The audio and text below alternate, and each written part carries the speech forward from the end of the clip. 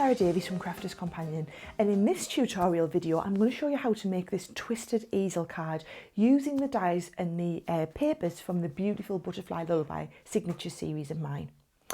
Now I'm going to start off by showing you how to fold a twisted easel. We're also going to look at techniques such as how to do the shadowing around the text that we've done here. And also I've taken some elements from the paper pad and I'm going to just show you how to give that a little bit more dimension using some of our Spectrum Noir pens. So if I put the card to one side, I'm going to start off with a regular sheet of A4 card. Now this is our Centura Pearl with the hint of silver. I think you can possibly just catch that hint of silver on there. It's a real nice subtle feel. Now to do that size easel, I'm going to start off by cutting my card to 6 inches wide. So we're going to make a 6 by 6 twisted easel. So we just cut at 6 inches. And then using my scoring tool, so I'm going to use the Ultimate, of course, as you would expect. All we're going to do is score this in half. So I'm using the half fold A4 line. Okay.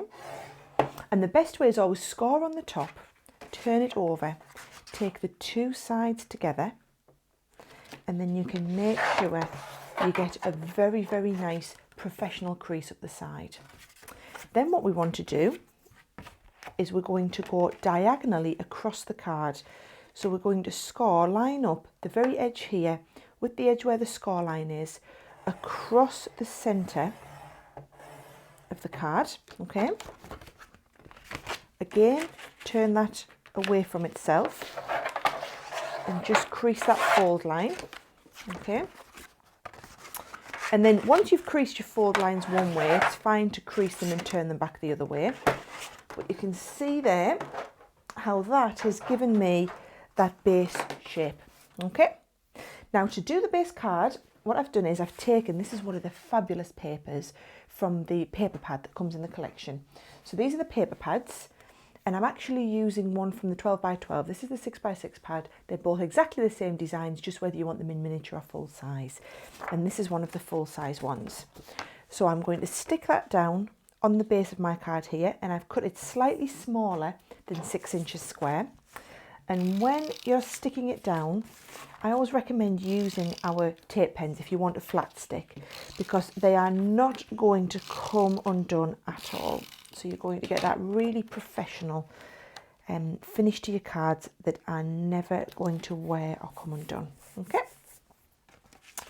Now what I've done with this one here is this was a full sheet of 12 by 12, and this was the corner that was left over. So I've just cut away the corner, and that is going to mount on the front of my card. But before I do, I wanted to add a little bit of shadow around the bow. So what I've done is I've taken two of my Spectrum Noir pens and I've gone for the lavenders. Now the trick with these is always use more than one colour, and you need to use two from the same colour family. So these are from the lavender collection, and I've got 1 and 2 working together. So I'm going to start off first of all just with LV1 and just put a little bit of shadow around the right hand side of the bow. The same here, and make sure you don't want to put it all the way around, you just want it around one side so that it follows that pattern. Okay, so just wherever you would have shadow and right along the top there. And then I'm going to add a little bit more with the LV2. So the LV2 is just going to give me a little bit more depth below there. And I'm using the very, very fine end here.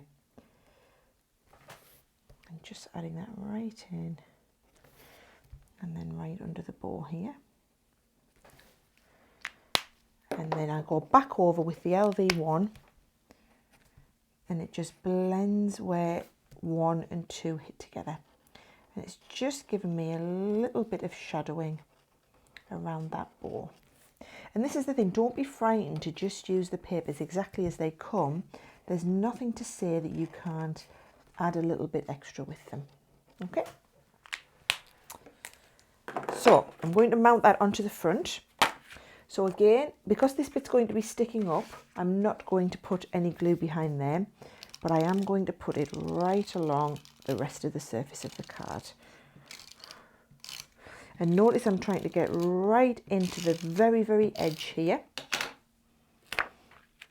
And then I'm going to send that right up the very edge of the crease line.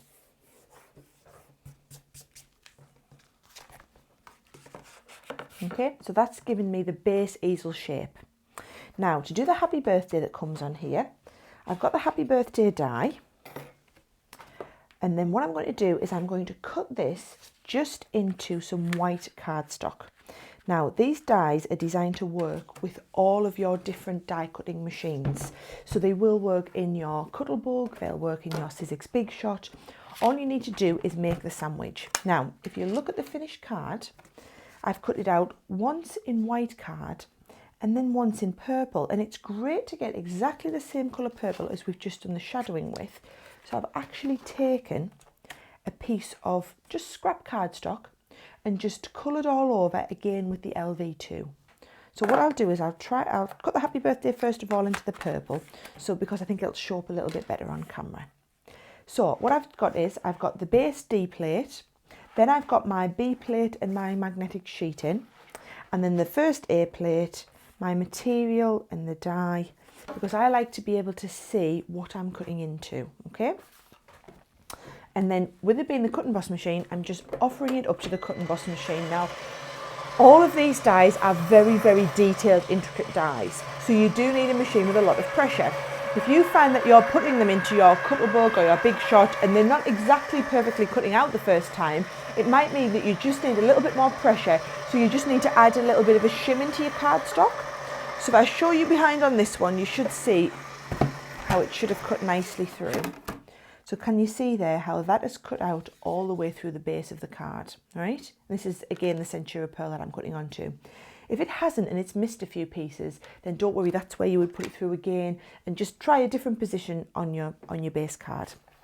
Now what I am going to do is I'm taking out the magnetic sheet there and I'm adding in the rubber embossing mat. Because what we're going to do is we're going to pass this through the machine again to emboss it. Now what the rubber embossing mat does, and all machines will have a rubber embossing mat that you can use this for, is it pushes the fibres of the cardstock into any gaps that you've got in the die. And we put those gaps where we want it to have an embossed finish.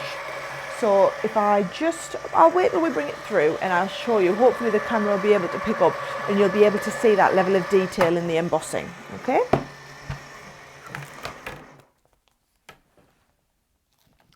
So we'll lift that out now. And you can see there how every little piece, the paper's been pushed into those holes that we've got on the other side. So when I lift this out now, and you might want to just be super careful when you're lifting it out, as I wasn't there. There we go. And then I just use a pokey tool to release through these edges. And all these little bits that are left in the inside will just fall away easily. So you can see how they're just popping out. And this is what we've got left. So there you've got the happy birthday in the perfect matching colour that we've added into our card. Okay. Now, to save you watching me do it again on the white, I've got one here that I've already done on the white. Oh, they are so delicate. And we're going to stick them onto our card. So if you see, you can just see how we've done it there, and they're stuck onto the base part of the card. Now what I'm going to do here is I'm just going to use a scrap piece of white cardstock just to use it behind while we'll put some glue on. Now you can use any type of glue, but I find that the tacky glue from Collal is a great glue because it dries really, really fast. So when you're using it, give it a good shake up in the bottle before you start. And then I'm just going to make sure we've got the flow coming. There we go. And then I'm going to add plenty of glue along the base here. So I'm just putting that glue on. Now just make sure you don't put it all the way. You can see how the H from the happy is just sticking out. So I'm not going to put it over the H. There we go. And just making sure that glue is all over the base there. And then the same with the other piece that we've got. A little bit of glue on. And then just rubbing it in with my finger. And this glue does dry clear. So you don't need to worry about, oh, am I going to get glue where I didn't want it. Okay. So if I bring in my card that we're working on and open it out, well, I'll try and do it back to front so you can see it there. If we take the purple one first, always take the shadow first. And we're going to want it to sit there And that is how we're going to want to read happy birthday. So once we're happy, no pun intended, you can turn it over and we just stick that down. And you can see already that glue is starting to disappear, the colour's starting to disappear, but look how well that is stuck down. And the excess glue there just rubs away. So once we've got the happy on, the base colour in the purple, we're going to do exactly the same. And don't take too long if you're working with these glues because they do dry very, very fast. But we're just going to slightly offset the second one. And when I say slightly, it really is a tiny amount, because what you want is you just want it to appear as a shadow. So you want to be able to see the purple one, but look like it's all one design. All right, there we go. So going, I'm just positioning that down, sticking that down perfectly. And you see I didn't put any glue on the H, so it's very difficult for that to stick. So I'm just going to come in and pop a tiny little bit around the back of there, so I can stick those two together. And together they will be stronger than just being singularly. It's the same, then we'll go on here. So that is how you do shadowing with the text stamps. Now, any type of easel card also needs something to hold it, because the idea is it will go flat to go in the envelope and then you will stand it up to be able to post it out. So what I've done is I've taken one of the butterfly designs from the collection. I've already die cut it, you don't need to see me do that again, but we've die cut, and then I've just used the LV1 pen just to pick out a few little bits of highlights on the embossed detail. And then what I like to do is just shape that butterfly, and I'm going to use again the tacky glue down the center only, because I want this to sit up, and wherever I want it to be my stopper, there we go. So you can see that is going to stop the card from standing up there. Now obviously that needs a little bit of time to dry, so I can just position that down, and then once it's dry we'll be able to lift the wings up. Now what I am going to do is just add a few crystals. So I'm going to use my Easy Crystal tool, and I want to add a crystal exactly into the center of that butterfly. So I just place the tool on and I can see where the hole is for the tool, and that will deposit a crystal exactly in the center there. And I'm going to do the same in the center of my bow, hold the Easy Crystal over the center, and that will pop a crystal perfectly in the center. And by now that should have dried. There we go. So that is going to form the stopper for my card, and that is how you create a twisted easel, and we do that fabulous shadowing effect with the word dies.